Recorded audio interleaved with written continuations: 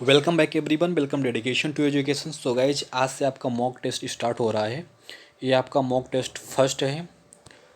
ये जो आपका समीक्षा अधिकारी का एग्ज़ाम होने वाला है 24 जनवरी को, इसकी जो डेट है वो आ चुकी है। तो 24 जनवरी को आपका एग्ज़ाम है। कंफर्म हो चुका है कि आपका जो एग्ज़ाम होगा वो 24 जनवरी को होगा। तो आप सभी लोग इस समय जितना प्रैक्टिस करेंगे क्वेश्चंस की, उतना आप लोगों के लिए सफिशिएंट रहेगा। और मैं यहाँ पे लेकर आया हूँ आप सभी लोगों के लिए जितने भी प्रीवियस ईयर के क्वेश्चंस हैं, यानी आपके जो समीक्षा अधिकारी में जितने भी प्रीवियस ईयर के जितने भी क्वेश्चंस पूछे गए, सारे क्वेश्चंस मैं यहाँ पे डिस्कस करूँगा। तो जो आपके प्रीवियस ईयर्स क्वेश्चंस होते हैं, उनसे आपको सॉल्व करने से सबसे बड़ा फ़ायदा ये होता है कि आपको एक आइडिया लगता है जो क्वेश्चंस आते हैं उनकी जो प्रकृति है, यानी कि जो उनका प्रारूप है वो किस टाइप का होता है, यानी किस टाइप के क्वेश्चंस जो हैं वो एग्जाम में पूछे जाते हैं, यानी उनका जो लेवल होता है वो किस टाइप का होता है। तो आप लोगों को एक बेनिफिट सबसे ज़्यादा ये मिलेगा कि आपको क्वेश्चन को समझने में आसानी रहेगी। तो आप सभी लोग जितना प्रैक्टिस करेंगे, तो अगर मैं देखूँ तो आज से आपके पास अप्रॉक्स 14 डेज़ का समय बचा हुआ है। तो आप सभी लोग जितना प्रैक्टिस करेंगे उतना ही आप लोगों के लिए फ़ायदेमंद रहेगा। और आपका जो हिंदी का पोर्शन है, तो मैं आपका हिंदी का पोर्शन भी इसमें कंप्लीट कराऊंगा। तो आज मैं केवल 20 क्वेश्चंस में लेके आया हूँ यहाँ पे। उसके बाद में क्वेश्चन का जो रेशियो आपका कल से कंटिन्यू बढ़ता रहेगा। और आपकी जो एक क्लास है कंटिन्यू आपको 23 जनवरी तक आपकी क्लास जो है ये कंटिन्यू चलती रहेगी। इसमें 50-100 क्वेश्चंस में डिस्कस करता रहूँगा। ये सारे क्वेश्चंस प्रीवियस ईयर के होंगे। उसके बाद में मैं इसमें नए क्वेश्चन को भी ऐड करूँगा और इसमें करंट से रिलेटेड जितने भी क्वेश्चन उनको भी ऐड किया जाएगा। तो आप सभी लोग बने रहिए हमारे साथ में, और चैनल को सभी लोग सब्सक्राइब करके रखिएगा और बेल आइकन को अवश्य प्रेस कीजिएगा, जिससे जिस समय वीडियो अपलोड हो तो आप सभी लोगों के पास नोटिफिकेशन पहुंच सके। और वीडियो को ज़्यादा से ज़्यादा शेयर कीजिएगा, जिससे सभी दोस्त इस वीडियो का लाभ उठा सके। और जिन लोगों को पीडीएफ चाहिए, तो पीडीएफ के लिए हमारा टेलीग्राम चैनल अवश्य ज्वाइन कर लीजिएगा, जिसका जो लिंक है वो इस वीडियो के डिस्क्रिप्शन बॉक्स में दे दिया गया है, जहाँ से आप सभी लोग उस ग्रुप को ज्वाइन करके आसानी से पीडीएफ प्राप्त कर सकते हो। तो चलिए स्टार्ट करते हैं और देखते हैं आज का हमारा जो फर्स्ट क्वेश्चन है वो क्या है। मॉक टेस्ट आपका फर्स्ट आज है। तो चलिए देखते हैं फर्स्ट क्वेश्चन क्या है। तो फर्स्ट क्वेश्चन कह रहा है कि हड्डी से निर्मित आभूषण भारत में मध्य पाषाण काल के संदर्भ में प्राप्त हुए हैं। तो कहाँ से प्राप्त हुए हैं? ऑप्शन ए दिया है सराय नाहर राय से, ऑप्शन बी दिया है मैदाहा से, और ऑप्शन सी दिया है दखैया से, और ऑप्शन डी दिया है चौपानी मांडू से। तो दोस्तों इसका राइट आंसर क्या हो जाएगा? इसका जो देखो राइट आंसर होगा आपका महादाह से, यानी कि जो हड्डी से निर्मित आपके आभूषण भारत में मध्य पाषाण काल के संदर्भ में हमको कहाँ से प्राप्त हुए हैं? मैदाह से हमको प्राप्त हुए हैं। तो इसका राइट आंसर क्या हो जाएगा? ऑप्शन नंबर बी आपका करेक्ट हो जाएगा। और आपका ये जो क्वेश्चन आया था ये पूछा गया था मेंस 2013 में। क्वेश्चन आपका आरओ में पूछा गया था। अगला क्वेश्चन देखते हैं, अगला क्वेश्चन क्या कह रहा है। अगला क्वेश्चन कह रहा है निम्न में से कौन सा स्थल जो है वो प्रागैतिहासिक चित्रकला के लिए प्रसिद्ध है? किसके लिए? प्रागैतिहासिक चित्रकला के लिए कौन सा स्थल जो है वो प्रसिद्ध है? तो यहाँ पे आपको बताना है कौन सा स्थल जो आपका भीमबेटका है। कौन सा? भीमबेटका जो है वो प्रागैतिहासिक चित्रकला के लिए प्रसिद्ध है, भीमबेटका। तो करेक्ट आंसर आपका क्या हो जाएगा? यहाँ पे करेक्ट आंसर आपका हो जाएगा ऑप्शन नंबर बी, भीमबेटका। अगला क्वेश्चन देखते हैं, अगला क्वेश्चन क्या कह रहा है। अगला क्वेश्चन है बहुत इजी क्वेश्चन है, बहुत अच्छा क्वेश्चन है। विशाल स्नानागार किस पुरातत्व स्थल से पाया गया था? तो आपका जो विशाल स्नानागार था वो हमको किस पुरातत्व स्थल से प्राप्त हुआ था? तो कहाँ से प्राप्त हुआ था? ऑप्शन ए दिया है रोपड़ से, ऑप्शन बी दिया है हड़प्पा से, ऑप्शन सी दिया है मोहनजोदड़ो से, और ऑप्शन डी दिया है कालीबंगा से। तो देखो इसका करेक्ट आंसर दोस्तों क्या हो जाएगा? इसका जो करेक्ट आंसर है आपका सी हो जाएगा। क्या? ऑप्शन नंबर सी, मोहनजोदड़ो से। यानी कि आपका जो विशाल स्नानागार जो हमको प्राप्त हुआ है वो कहाँ से मिला था? वो आपका मोहनजोदड़ो से मिला था। तो करेक्ट आंसर आपका क्या हो जाएगा? ऑप्शन नंबर सी जो है वो यहाँ पे करेक्ट हो जाएगा। अगले क्वेश्चन की ओर बढ़ते हैं और देखते हैं अगला क्वेश्चन क्या कह रहा है। अगला क्वेश्चन है बहुत ही अच्छा क्वेश्चन है। अगला क्वेश्चन कह रहा है कि सिंधु घाटी सभ्यता जानी जाती है। तो आपकी जो सिंधु घाटी सभ्यता है वो किस लिए जानी जाती है? तो किस लिए जानी जाती है? तो सबसे पहले ऑप्शन देखते हैं यहाँ पे। फर्स्ट कथन कह रहा है अपने नगर नियोजन के लिए, सेकेंड है मोहनजोदड़ो और हड़प्पा के लिए, और ऑप्शन थर्ड क्या कह रहा है, अपने कृषि संबंधी कार्य के लिए, और उसके बाद में क्या है, अपने उद्योगों के लिए। तो देखो यहाँ पे जो आपकी सिंधु सभ्यता है यानी इंडस वैली सिविलाइजेशन, तो आपकी जो सिंधु सभ्यता है वो अपने नगर नियोजन के लिए भी प्रसिद्ध थी, और उसके बाद में मोहनजोदड़ो और हड़प्पा के लिए यानी इसके जो प्रमुख शहर थे इसके लिए भी प्रसिद्ध थी। उसके बाद में क्या है, अपने कृषि संबंधी कार्य के लिए भी ये प्रसिद्ध थी, कौन, सिंधु घाटी सभ्यता, और उसके बाद में अपने उद्योगों के लिए भी प्रसिद्ध थी सिंधु घाटी सभ्यता। तो यहाँ पे आपके जितने भी यहाँ पे कथन दिए गए सारे कथन आपके क्या हैं, सही हैं। तो यानी उपयुक्त सभी हो जाएगा, यहाँ पे क्या हो जाएगा, उपयुक्त सभी यानी करेक्ट आपके सभी हैं। तो आपका राइट आंसर क्या हो जाएगा, यहाँ पे करेक्ट आंसर आ जाएगा आपका ऑप्शन नंबर डी। अगला देखते हैं अगला क्वेश्चन क्या कह रहा है। अगला क्वेश्चन कह रहा है, हाथी दांत का पैमाना हड़प्पी संदर्भ में मिला है। तो हाथी दांत का जो पैमाना है वो हड़प्पी संदर्भ में मिला है, तो कहाँ से प्राप्त हुआ है। तो आपका ये ऑप्शन दिया है कालीबंगा से हमको प्राप्त हुआ है, ये ऑप्शन बी दिया है लोथल से, और ऑप्शन सी दिया है धौलावीरा से, और ऑप्शन डी दिया है वाणाबली से। तो दोस्तों इसका करेक्ट आंसर जो हो जाएगा क्या हो जाएगा, ऑप्शन नंबर आपका वी हो जाएगी लोथल से, यानी जो हाथी दांत का पैमाना हड़प्पई संदर्भ में मिला तो कहाँ से, लोथल से हमको प्राप्त हुआ है। तो करेक्ट आंसर आपका क्या हो जाएगा यहाँ पे, ऑप्शन नंबर बी हो जाएगा। आपका जो क्वेश्चन आपका आया था ये यूपी आरओ एआरओ मेंस में आया था 2014 में। अगला देखते हैं अगला क्वेश्चन क्या कह रहा है।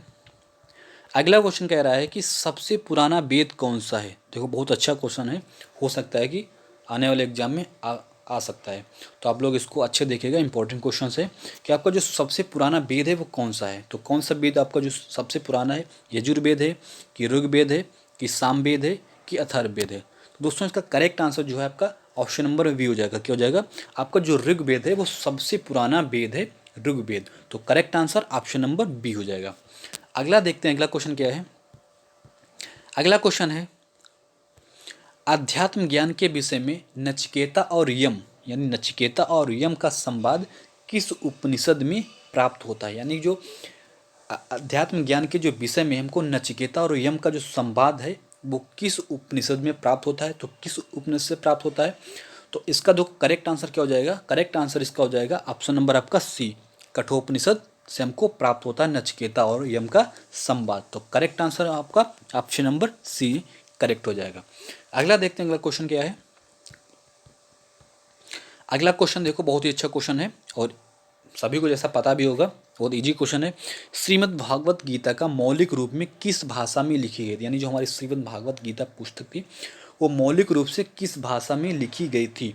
तो ऑप्शन इसका करेक्ट क्या हो जाएगा, करेक्ट आंसर क्या हो जाएगा, संस्कृत में लिखी गई थी। किसमें, आपकी जो श्रीमद् भागवत गीता पुस्तक थी ये मौलिक रूप से जो लिखी गई थी वो आपकी संस्कृत में लिखी गई। तो करेक्ट आंसर आपका यहाँ पे क्या हो जाएगा, तो करेक्ट आंसर आपका ऑप्शन नंबर ए हो जाएगा।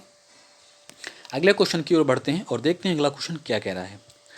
अगला क्वेश्चन कह रहा है कि वैदिक कर्म कांड में होता का संबंध है। यानी जो वैदिक कर्म कांड है उसमें जो होता है, होता शब्द है तो उसका संबंध है वो किससे है, तो यानी किस वेद से है। तो ऑप्शन ए है ऋग्वेद से है, कि ऑप्शन बी दिया है यजुर्वेद से है, ऑप्शन सी दिया है सामवेद से है, और ऑप्शन डी दिया है अथर्ववेद से। तो आप सभी लोग बताइएगा कि इसका जो करेक्ट आंसर है वो क्या हो जाएगा।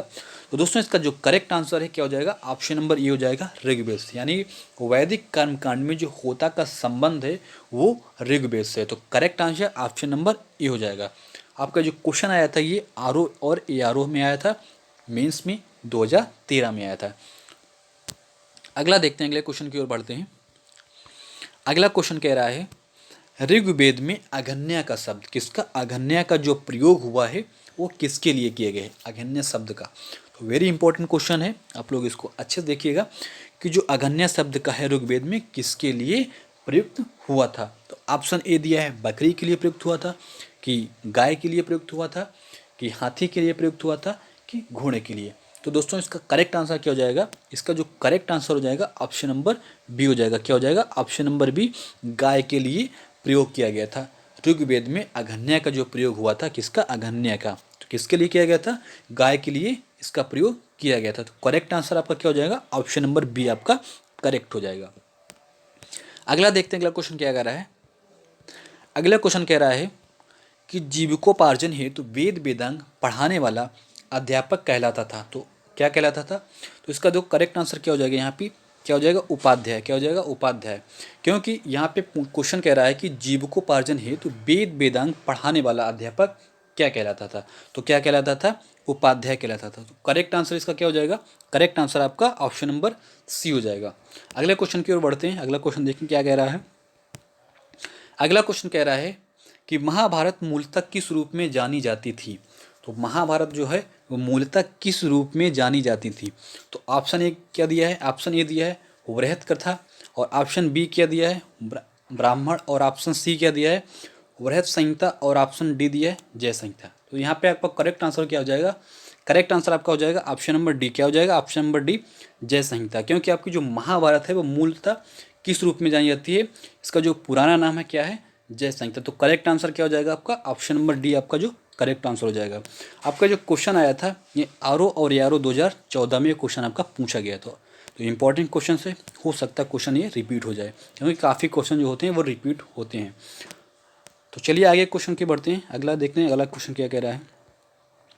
अगला क्वेश्चन कह रहा है कि चतुर्थ बौद्ध संगीति हुई थी। आपको जो चतुर्थ बौद्ध संगीति हुई थी वो कहाँ पे हुई थी, यानी कि चतुर्थ बौद्ध संगीति जो किसके शासन काल में हुई थी। तो यहाँ पे ऑप्शन ए दिया है कनिष्क के शासन काल में, ऑप्शन बी दिया है अशोक के शासन काल में, ऑप्शन सी दिया है हर्षवर्धन के शासन काल में, और ऑप्शन डी दिया है मेनांडर के शासन काल में। देखो यहाँ पे जो क्वेश्चन कह रहा है कि चतुर्थ बौद्ध संगीति, तो आपकी जो चतुर्थ बौद्ध संगीति हुई थी ये कनिष्क के शासन काल में हुई थी। और आपका ये जो क्वेश्चन आया था ये क्वेश्चन बीपीएससी 66 में भी पूछा गया था। इस बार जो आपका एग्जाम हुआ था बीपीएससी का 27 दिसंबर को, तो उसमें भी क्वेश्चन ये पूछा गया चतुर्थ बौद्ध संगीति से, तो किसके शासन काल में हुई थी, तो ये कनिष्क के शासन काल में हुई थी। तो करेक्ट आंसर आपका यहाँ पे क्या हो जाएगा, ऑप्शन नंबर ए जो है करेक्ट आंसर हो जाएगा। और ये क्वेश्चन आपका जो आया था आरओ में भी आया था, और कब आया था, मेंस 2013 में आया था। तो आप लोग इसको देखिएगा अच्छे से, क्योंकि इंपॉर्टेंट क्वेश्चन है। अगले क्वेश्चन की ओर बढ़ते हैं। अगला क्वेश्चन क्या कह रहा है, अगला क्वेश्चन कह रहा है कि द्वितीय बौद्ध समिति का आयोजन कहाँ हुआ था, यानी एक बार स्थल का नाम बताना है, प्लेस का नाम बताना है कि जो आपकी द्वितीय बौद्ध समिति का आयोजन कहाँ पे किया गया था।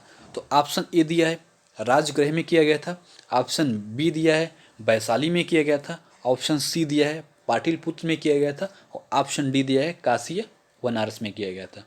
तो आप सभी लोग इसका करेक्ट आंसर बताइएगा कि इसका जो करेक्ट आंसर है वो क्या हो जाएगा। आपकी जो द्वितीय बौद्ध संगीति का आयोजन कहाँ पे किया गया था, तो कहाँ पे दोस्तों किया गया था, तो इसका जो करेक्ट आंसर है वो हो जाएगा ऑप्शन नंबर बी हो जाएगा। क्या हो जाएगा, ऑप्शन नंबर बी, वैशाली में आपकी जो द्वितीय बौद्ध संगीति का आयोजन किया गया था। तो correct answer option number B हो जाएगा। ये जो क्वेश्चन आपका आया था ये आरओ मेंस 2014 में पूछा गया था। तो इम्पॉर्टेंट क्वेश्चन है, क्योंकि यहाँ पे मैं उन्हीं क्वेश्चनों को लिया है जो आपके एग्जाम की दृष्टि से बेहद ही इम्पॉर्टेंट है। तो अगले क्वेश्चन की ओर बढ़ते हैं। अगला क्वेश्चन देखते हैं क्या कह रहा है। अगला क्वेश्चन कह रहा है कि सप्तपर्णी गुफा स्थित है। तो आपको बताना है कि जो सप्तपर्णी आपकी जो गुफा है वो कहाँ पे लोकेटेड है। तो ऑप्शन ए दिया है सांची में लोकेटेड है, ऑप्शन बी दिया है नालंदा में, ऑप्शन सी है राजगृह में, और ऑप्शन डी है पावापुरी में। तो आप लोग बताइएगा कि इसका जो करेक्ट आंसर है वो क्या हो जाएगा। कि क्वेश्चन कह रहा है कि सप्तपर्णी गुफा स्थित है, तो कहाँ पे स्थित है, तो आपकी जो सप्तपर्णी गुफा है वो राजगृह में अवस्थित है। कहाँ पे, राजगृह में अवस्थित है। तो करेक्ट आंसर क्या हो जाएगा, ऑप्शन नंबर सी जो है आपका करेक्ट आंसर हो जाएगा। ये जो क्वेश्चन आपका आया था ये यूपी आरओ और एआरओ प्री में आया था, 2014 में पूछा गया क्वेश्चन था। कब पूछा गया था, 2014 में। तो इंपॉर्टेंट क्वेश्चन है, आप लोग इसको अच्छे से देखिएगा। अगला क्वेश्चन देखते हैं। अगला क्वेश्चन क्या कह रहा है। अगला क्वेश्चन कह रहा है हीनयान अवस्था का विशालतम एवं सर्वाधिक विकसित शैलकृत चैत्यगृह स्थित है। क्वेश्चन क्या कह रहा है, क्वेश्चन कह रहा है कि हीनयान अवस्था का विशालतम एवं सर्वाधिक विकसित आपका जो शैलकृत चैत्यगृह है वो कहाँ पे स्थित है। तो कहाँ पे स्थित है, ऑप्शन ए दिया है पीतल खोरा में, ऑप्शन बी है जुन्नार में, ऑप्शन सी है कारले में, ऑप्शन डी है वेड़सा में। तो आप लोग बताइएगा कि इसका जो करेक्ट आंसर है वो क्या हो जाएगा। तो आपकी जो सर्वाधिक विकसित शैलकृत चैत्यगृह जो है वो हीनयान अवस्था का, तो वो कहाँ पे स्थित है, वो कार्यालय में लोकेटेड है। कहाँ पे? कार्यालय में अवस्थित है। तो करेक्ट आंसर यहाँ पे क्या हो जाएगा आपका? तो करेक्ट आंसर आपका ऑप्शन नंबर सी है, हो जाएगा। तो ऑप्शन नंबर सी करेक्ट हो जाएगा। आपका जो क्वेश्चन आया था ये आर ओ में आया था, प्री में पूछा गया था 2014 में। कब? 2014 में। तो आप लोग अच्छे से इन क्वेश्चनों को देखिए, क्योंकि यहाँ पे मैं केवल इंपॉर्टेंट क्वेश्चनों को ही लिया है। अगले क्वेश्चन की ओर बढ़ते हैं। अगला क्वेश्चन क्या कह रहा है आपका? अगला क्वेश्चन कह रहा है कि वल्लभी विश्वविद्यालय स्थित है। तो आपका जो वल्लभी विश्वविद्यालय है तो कहाँ पे लोकेटेड है? ऑप्शन ए है बिहार में, ऑप्शन बी है उत्तर प्रदेश में, ऑप्शन सी है बंगाल में, और ऑप्शन डी है गुजरात में। तो आप लोग बताइएगा इसका जो करेक्ट आंसर वो क्या हो जाएगा। आपका जो वल्लभी विश्वविद्यालय है वो कहाँ पे लोकेटेड है? तो आपका जो वल्लभी विश्वविद्यालय है तो ये आपका गुजरात में लोकेटेड है। कहाँ पे? गुजरात में अवस्थित है। तो करेक्ट आंसर क्या हो जाएगा? तो करेक्ट आंसर इसका ऑप्शन नंबर डी हो जाएगा। क्या हो जाएगा? ऑप्शन नंबर डी हो जाएगा। ये जो क्वेश्चन आपका आया था आर ओ 2014 में पूछा गया था, प्री आपका जो एग्जाम हुआ था। तो आप लोग इसको अच्छे से देखिएगा। अगला क्वेश्चन की ओर बढ़ते हैं। अगला क्वेश्चन क्या कह रहा है? अगला क्वेश्चन कह रहा है कि नयनार कौन थी? तो नयनार कौन थे? ऑप्शन ए दिया है वैष्णव धर्मानुयायी, और ऑप्शन बी दिया है शैव धर्मानुयायी, और ऑप्शन सी दिया है शाक्त, और ऑप्शन डी दिया है सूर्योपासक। तो आप लोग बताइएगा कि इसका जो करेक्ट आंसर है वो क्या हो जाएगा। तो दोस्तों इसका जो करेक्ट आंसर आपका हो जाएगा ऑप्शन नंबर बी हो जाएगा। क्या हो जाएगा? ऑप्शन नंबर बी, यानी जो नयनार थे वो शैव धर्मानुयायी थी। तो करेक्ट आंसर क्या हो जाएगा? ऑप्शन नंबर बी करेक्ट हो जाएगा। ये जो क्वेश्चन आपका आया था ये यूपी आर ओ और ए आर ओ में आया था, 2014 में प्री एग्जाम में पूछा गया था। तो जितने भी क्वेश्चंस यहाँ पे सारे क्वेश्चंस वेरी वेरी इंपॉर्टेंट है। तो आप सभी लोग इन क्वेश्चनों को अच्छे से सॉल्व करने की कोशिश कीजिएगा। तो चलिए अगले क्वेश्चन की ओर बढ़ते हैं। अगला क्वेश्चन क्या कह रहा है? अगला क्वेश्चन कह रहा है चंपा किस महाजनपद की राजधानी थी? तो चंपा जो है वो किस महाजनपद की राजधानी यानी कैपिटल थी? तो ऑप्शन ए दिया है मगध की, ऑप्शन बी दिया है वज्र की, और ऑप्शन सी दिया है कौशल, और ऑप्शन डी क्या कह रहा है? अंग। तो आपकी जो चंपा है वो किस महाजनपद की कैपिटल थी? तो किसकी थी? तो अंग की ये कैपिटल थी आपकी चंपा। तो करेक्ट आंसर यहाँ पे क्या हो जाएगा? ऑप्शन नंबर डी है वो करेक्ट हो जाएगा। ये जो आपका क्वेश्चन आया था ये आर ओ और ए आर ओ में पूछा गया, मेंस 2014 में आपका ये क्वेश्चन आया था। तो इम्पॉर्टेंट क्वेश्चन है। अगले क्वेश्चन की ओर बढ़ते हैं और देखते हैं अगला क्वेश्चन क्या कह रहा है। अगला क्वेश्चन कह रहा है उस वीर भारतीय राजा का नाम बताइए जिसे सिकंदर ने झेलम के तट पर पराजित किया था।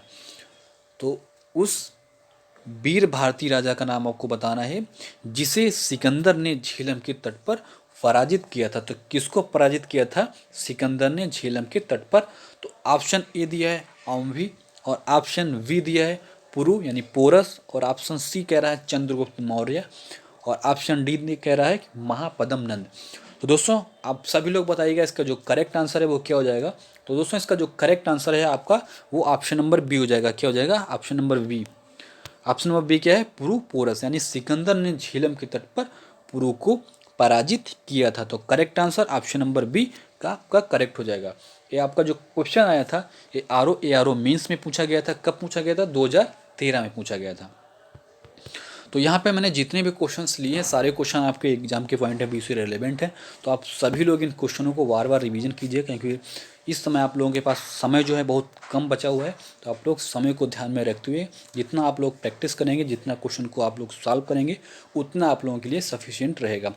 तो आज के लिए बस इतना ही। और आप सभी लोगों को बता दें कि आप जिन लोगों को पीडीएफ चाहिए तो पीडीएफ के लिए हमारा टेलीग्राम चैनल ज्वाइन कर सकते हैं। उसका जो लिंक है वो इस वीडियो के डिस्क्रिप्शन बॉक्स में दे दिए गए, जहाँ से आप सभी लोग उस ग्रुप को ज्वाइन करके आसानी से पीडीएफ प्राप्त कर सकते हैं। और ये आपकी जो टेस्ट सीरीज है कंटिन्यू चलती रहेगी आपकी 23 जनवरी तक आपकी टेस्ट सीरीज है वो कंटिन्यू चलती रहेगी। तो आप सभी लोग हमारे साथ बने रहिएगा और सभी लोग चैनल को सब्सक्राइब करके अवश्य रखिएगा।